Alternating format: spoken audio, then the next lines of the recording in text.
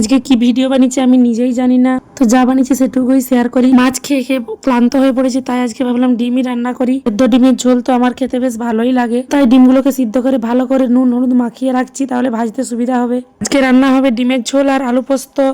ভাত খাওয়া দাওয়া হওয়ার পর বিকেলবেলায় যে ছেলেকে গান করতে বসিয়ে দিয়েছি, যদিও আমি নিজেই গানের কিছু জানি না, কারণ ছোট থেকে আমি গান শিখিনি, কিন্তু বসে গেছি ছেলের ভুল ধরতে।